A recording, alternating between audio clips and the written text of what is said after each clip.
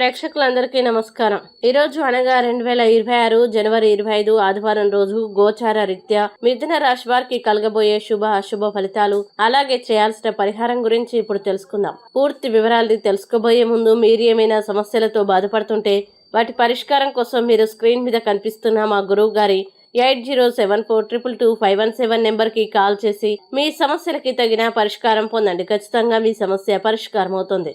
అలాగే మీరు మొదటిసారి మా ఛానల్ని చూస్తున్నట్లయితే వెంటనే సబ్స్క్రైబ్ చేసుకోండి.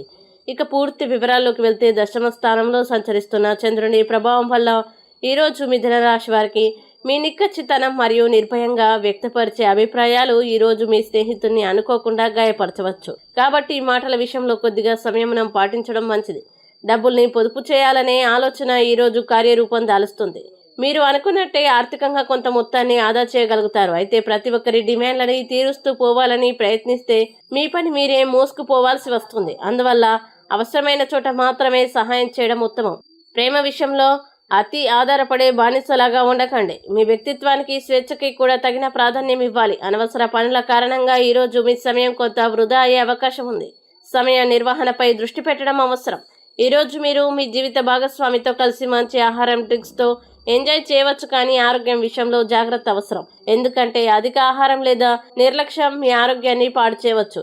ఈ రాశిలోని వ్యాపారస్తులకి మరియు ట్రేడ్ వర్గాలకి ఇది అనుకూలమైన రోజు. వారి వ్యాపారాల్లో లాభాలు పొందాలనే కోరిక ఈ రోజు నెరవేరే సూచనలు కనిపిస్తున్నాయి. కొత్త ఆర్డర్లు, మంచి అవకాశాలు మీ వైపు రావచ్చు. బెల్లం మరియు శనగల రూపంలో ప్రసాదాన్ని అందించడం ఆరోగ్యానికి ఎంతో మేలు చేస్తుంది. ఇక మిథున రాశి వారు ఈ రోజు వచ్చే ఇబ్బందుల్ని అధిగమించడానికి, అనుకూల పరిస్థితులు ఏర్పడడానికి శ్రీ సరస్వతి స్తోత్రం పారాయణం చేస్తే ఈ రోజంతా శుభప్రదంగా ఉంటుంది.